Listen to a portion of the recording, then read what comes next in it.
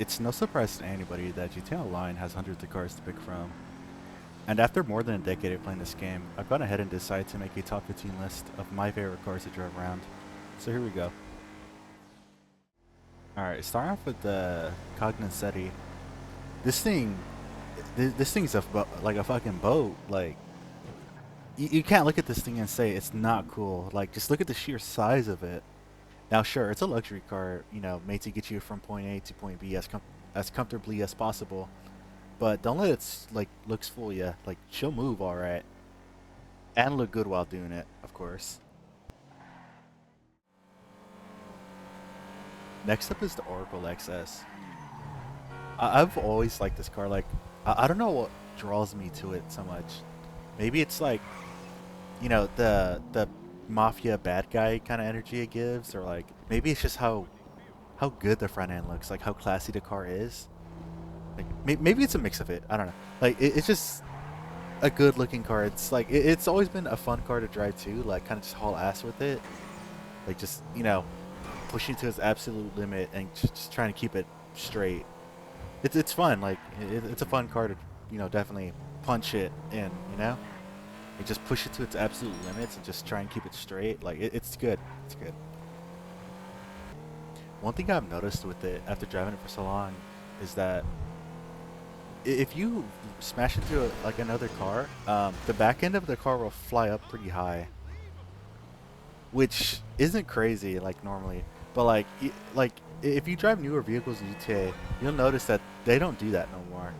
So to have something like this, like a car do that like so often, it feels kind of strange, Because newer cars, they'll kind of just hit something and like not like they'll just absorb it. Like they don't lift up or do anything like that. They kind of just take the grunt of it.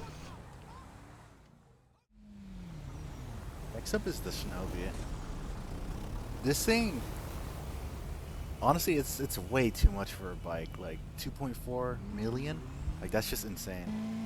But I will say, it looks good as fuck, and it also holds a wheelie pretty well compared to other bikes. Like I don't know if it's the best. I don't know if it would be that good at like shit like stunting, like the way the Batty and Hakuchi would be. But like, it's not bad. Like if you ignore the price tag or just get it on sale, it's a decent bike. Next up on the chopping block is the Silvestra. One thing I'll say about like some of these older GTA cars is that I love that they mix and match so many different like kinds of cars into one. When they mix and match these things, like you get something so sick. Like, I guess it's cool that newer vehicles are like, you know, damn near one to one of what they're, supposed to be. But it just, I don't know, it just doesn't hit the same. Like this old little Mazda, like wannabe thing, it's cool. Like it's sick. And I wish that they, kind of kept that direction instead of just going for that super realistic but just fake name and slight difference kind of thing. But anyways, what I'm getting at is this thing is so Japanese. Like it's so JDM, and I love that. Like I'm a fool for JDM cars. Like I just love me some imports, and this thing just screams that, and it's great. I love it.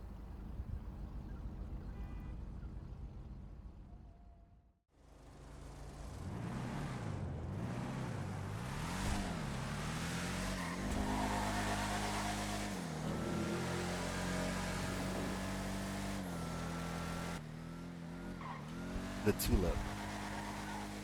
I know y'all saw the shit, the GTA 6 trailer. Tell me you weren't hyped. Like the way that bitch ran that corner. Shoo!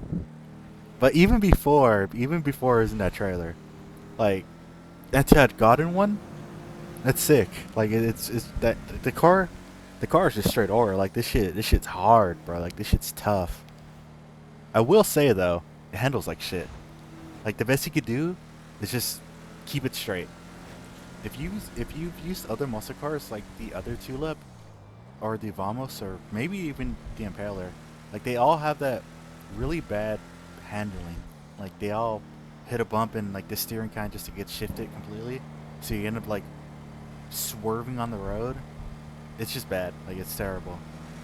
Like honestly, these cars are best used like muscle cars. Like just go straight with them.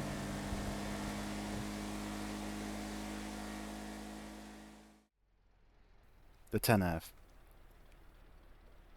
The previous one, the 9F, like it's always been just like an okay car. Like it's always just kind of there. But when they came out with this, oh man, like the rich, like the non-Benny's one was already cool, but adding a wide body kit to it just added like a whole nother level to it. There's nothing cooler than getting a supercar that's already great looking and slapping on like a wide body kit. Like it just makes it so much better. Like it looks hard. I just love how wide the car is. Like it's so obscenely wide. Like it's good. Its rectangular taillights like really accentuate like how wide. Like I don't. It just it's insane. It just looks great. Like they really knocked it out the park with this one. But once again, I'm getting like off topic just about how it looks. The way it drives. If you know how to double clutch, this car is so fun. It kicks up crazy if you time it just right. It's also one of those cars that's really well planted, and I guess that's partially just because of how wide it is and how wide the actual wheels are. If you ever get the chance, definitely buy this car. Like it's worth it. Like it's worth every cent. It has some crazy like customization to it. Like you can take out the back bumpers and shit. Like it's good. It's cool.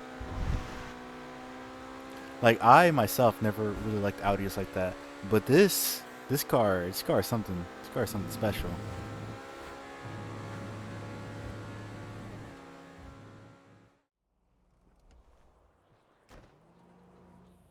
The Comet Retro. Is it weird to think this thing kind of looks like an egg? Like it's really bulbous shape, and that really tall roof just really adds to that. Like it accentuates how eggy it is. Not that it looks bad or anything. I think it like works well for the car or like what it's trying to be. It's another good example of like Rockstar mixing parts from multiple cars into one. And I'll say it again, they need to start doing that more. This car, it's really grown on me in the last few years. Like it was always kind of like just like that car that was kind of like just there. It was really whatever to me compared to the Sultan and the LG. But in more recent years, I think I'd much rather prefer the Sultan RS and this instead of like the Sultan and the LG. If you go to car meets in GTA, this car really stands out in a crowd. It's so aggressive and loud, but it's not super in your face, if you get what I mean.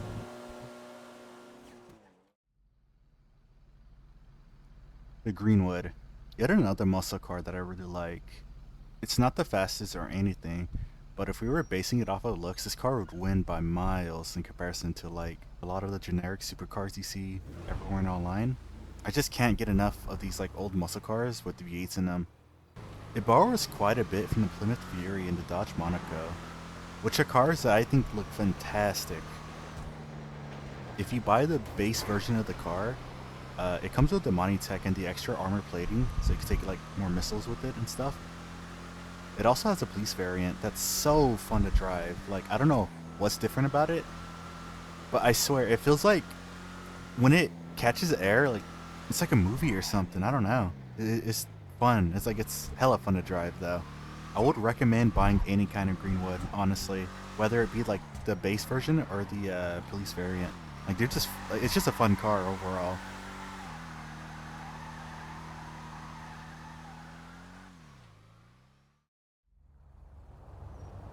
The Lynx. Alright, I'm gonna say this right off the bat. I did not like this car when it came out. At that time, it was like really disappointing to get like a new car that was really slow, like compared to a lot of the other cars you see racing around that time. My friend had like spent all his money on it just to be really disappointed with the car. That mixed with the liveries and just the parts he had on it, like it just made it look ugly to me. But after getting it so many years later and customizing the car myself and like having spent time with it, I really like it. Like it's a fun car to cruise around with. It's an Aston Martin. What's not to love about it? You can't drive this car and not feel like James Bond. Before I made it this green color, I used to have like that silverish kind of color you would see in his like on his like all his cars from the older movies, and I really like that. But but after using those like manufacturer colors, like hex code thing, you know what I'm talking about? The crew color stuff, and going under Aston Martin, I saw that they had this green color, and this color looked really good on this car when I put it on. I kind of just kept it like that, and it's stayed like this ever since.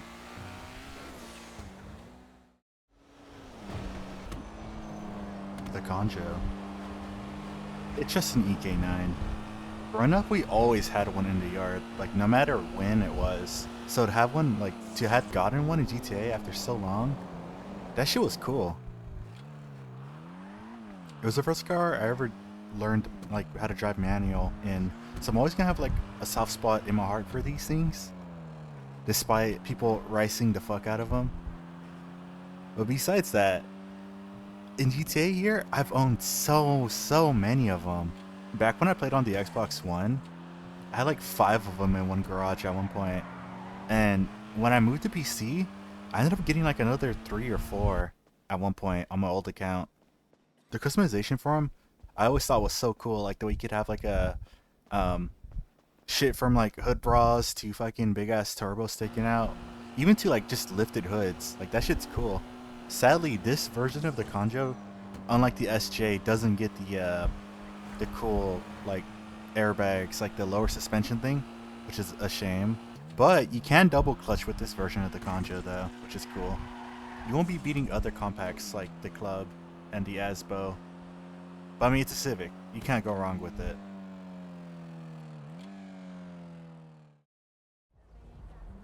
The Segoy. Another Civic, but this time a newer one. This is another front-wheel drive car that could double clutch like crazy. I love this car since it came out. The way it handles, for being a front-wheel drive car, it's so good. Like it's really fun to drive around. Like it doesn't slip out like the way others front-wheel drive cars do. It's really well planted for what it is. I heavily recommend buying one of these. If you've never driven this car in GTA Online, it's definitely worth taking it out for a spin. If this shows up in Simeon's dealership or at the test track, definitely try it. It's good.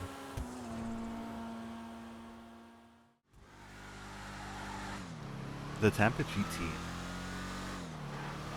This car is fun. It's fast, it's heavy, and you can double clutch hard as fuck. Another one of those late 60s muscle cars that looks so good. Now, being a muscle car, you would expect that really bad handling that you would find on the Tulip or the Vamos. But no, it's not all over the road like those cars, but the car is bouncy, which, you know, you would kind of expect from the era it's from. If you're a decent driver, I'm sure you'll find the car's handling to be fine. I like this car a lot before I knew it had HSW, and when I found out it had the option, I could not believe how much better it made the car. It made a car that was already a 10 for me into like a 15. It's insane how much quicker the car gets, because the car already is fast enough, I feel. And adding HSW has made it feel like fucking insane. Like it's just crazy how quick this thing picks up.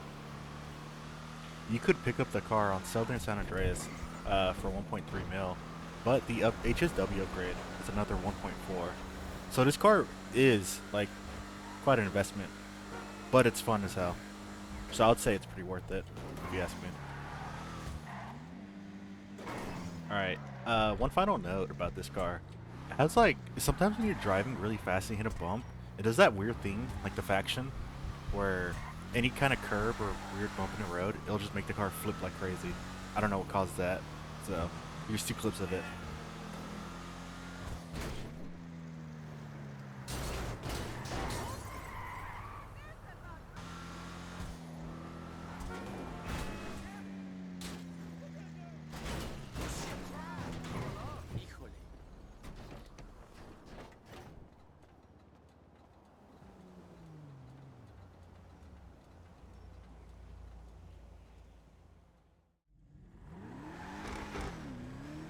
VSTR.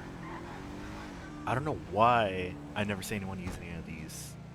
If I do see any of them, it's usually like one of those nasty ass chrome colored ones on F1 tires. It's such a sexy car.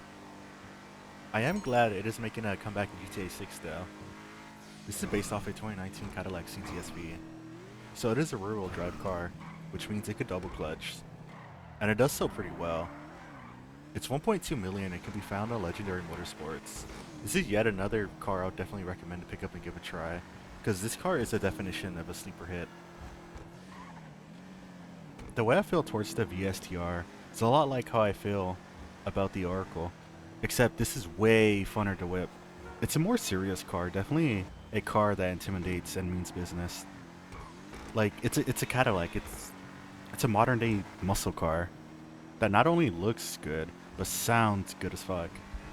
Like just listen to this thing just drive around.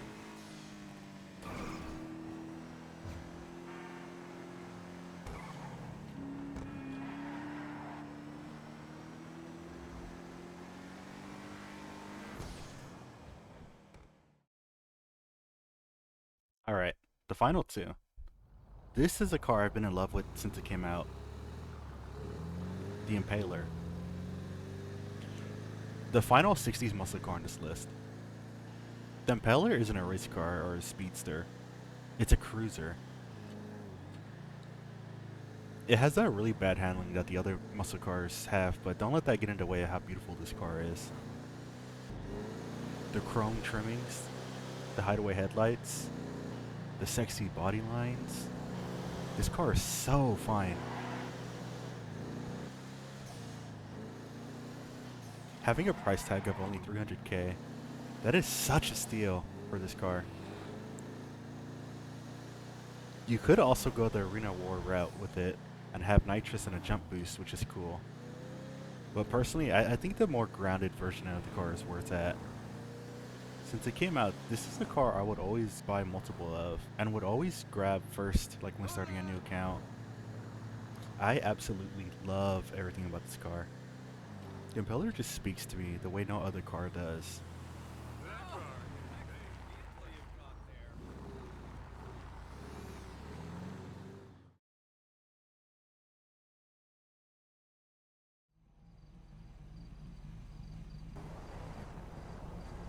And finally, the Sultan RS. I remember being a kid and playing GTA 4 and going to that mansion to get the Sultan behind the garage, if you guys remember that. I thought the car was so cool looking. I still think that all these years later.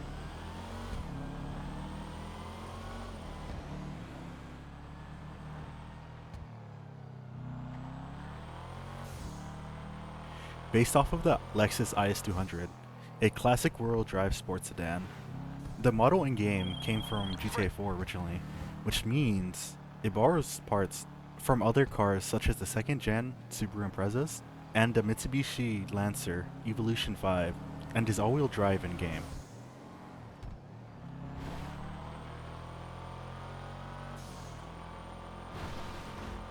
The car was always my favorite of the Benny's cars.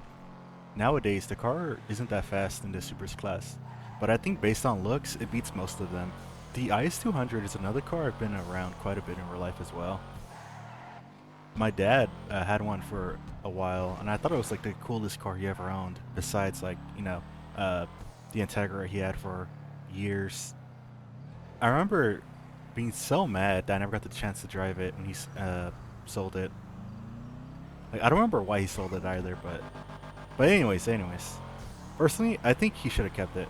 But going back to the topic at hand, the base Alton is also a good pick.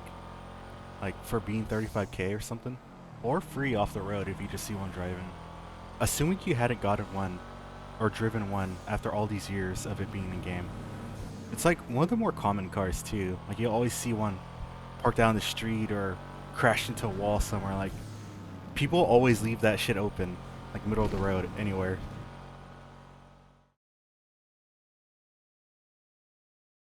And there it is.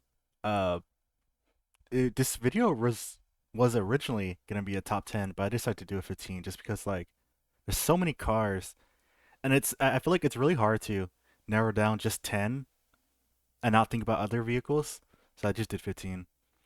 But um, yeah, this took a while. It was kind of rough, like trying to figure out how I should go about it. Like if I should just write something down and sound automated, or kind of just wing part of it and write down like the main points I want to make.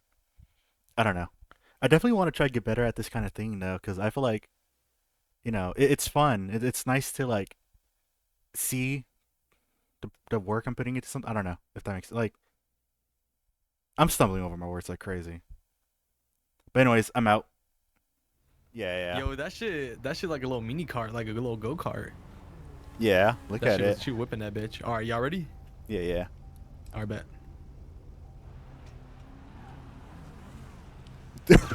Oh fuck.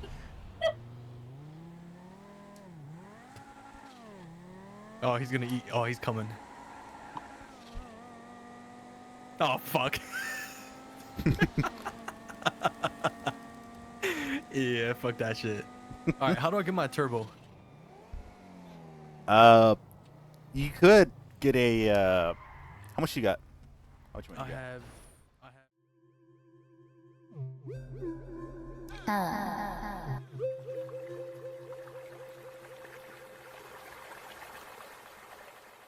have.